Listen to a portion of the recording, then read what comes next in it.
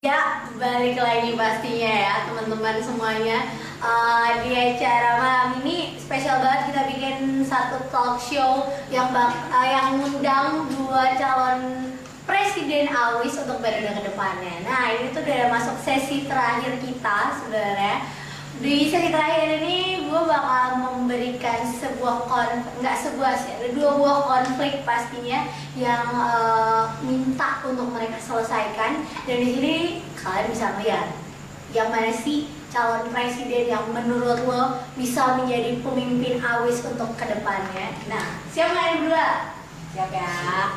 Oke. Nah, sekarang gue bingung.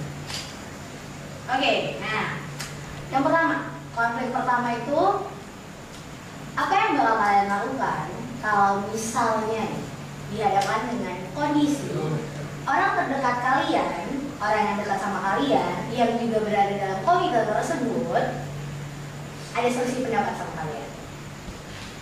Jadi ada kan masa-masa dimana lo, misalnya sahabat lo yang juga komite deket, itu lagi berselisih pendapat. Nah, pada saat itu juga mungkin lo lagi ada rapat yang harus menugaskan dia untuk melakukan sesuatu. Nah, gimana sih cara lo menghadapi konflik itu? Pokoknya gimana sih cara lo untuk terlihat lebih profesional? Siapa yang berdua dulu? Ayo. Ini pertanyaannya dari berapa orang loh? Oh ya, gue yang nunjuk lagi. Aduh, hobi banget sih dari nunjuk. Coba galang bulan. Jadi dari permasalahan yang ada, itu ada konflik di komite dan saya sendiri sedang ada di luar acara di luar. Enggak, jadi kayak gini nih. Misalnya kita nih dekat nih kan, terus kita lagi berantem ceritanya kan. Terus kita ada satu kondisi rapat yang dimana memposisikan lo harus menyuruh gue untuk melakukan sesuatu, sedangkan gue lagi nggak gitu, lagi musuhan gitu deh. Ya lo gimana cara ngadepin gue yang lagi marahan lo? Mungkin hal yang akan saya lakukan adalah bersikap realistis. Oke. Masalah yang sering terjadi antara saya dengan anggota komite saya itu adalah masalah pribadi. Okay. Dan harus bersikap profesional. Jangan membawa masalah tersebut ke dalam organisasi. Jadi bersikap sewajar mungkin, seperti biasa. Seperti biasa aja ya, kayak ya udah sih gitu kan ya. Nah, kalau yang itu untuk konflik itu konflik beda pendapat karena organisasi atau konflik internal? Konflik pribadi. Kalau untuk konflik pribadi, menurut saya tidak perlu untuk dibawa ke organisasi. Dan kalau memang memungkinkan, sebelum itu kita coba omongkan dulu satu sama lain. Jadi organisasi harus tetap jalan. Oh, jadi dua-duanya bisa lah ya bersikap profesional. Itu yang mungkin yang bisa kita ambil dari cara mereka menghadapi tadi ada satu konflik yang memberikan kepada mereka ya. Nah, ini ada situasi si konflik kedua. Jadi di sini katanya beberapa program kerja yang dua itu mungkin ada yang berhasil, ada juga yang terancam gagal kan. Nah, bagaimana tindakan lo berdua terhadap program yang terancam gagal ini?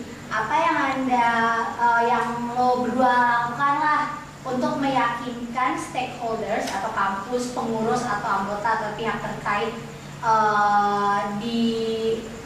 di program itu agar program itu berjalan? Dapat poinnya? Poinnya, jadi gini, ada program yang jalan dan ada program yang berjalan.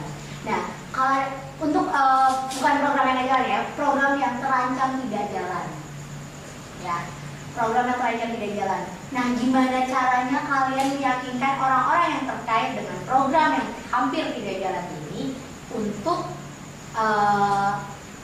biar program ini tetap jalan? Udah dapat poinnya? Oke.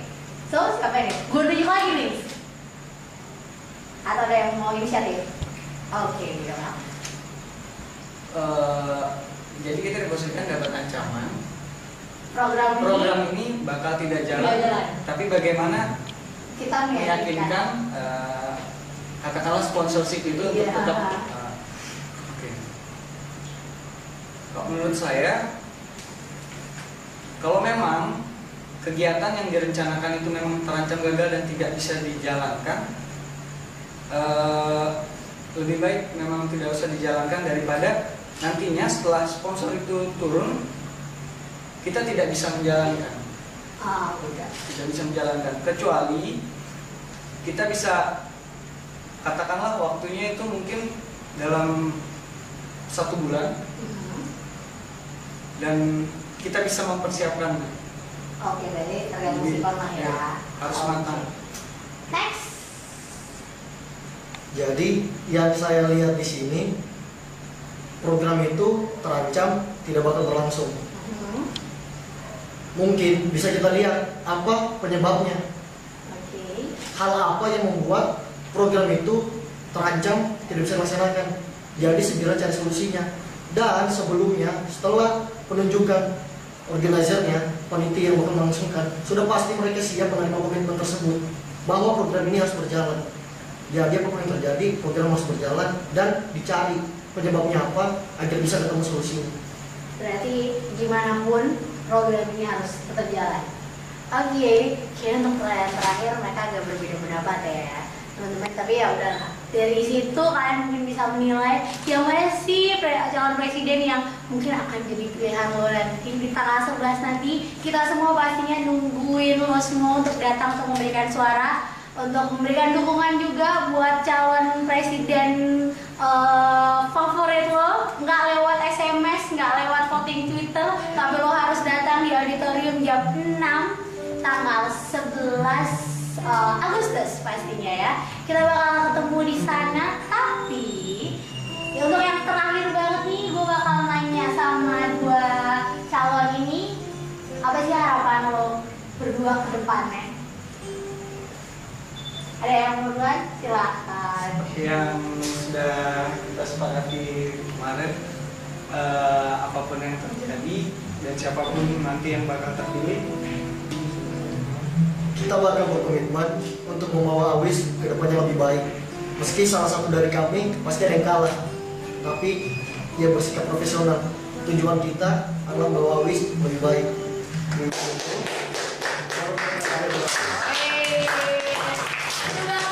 Pastinya kalian kita tunggu semua untuk datang memberikan dukungan buat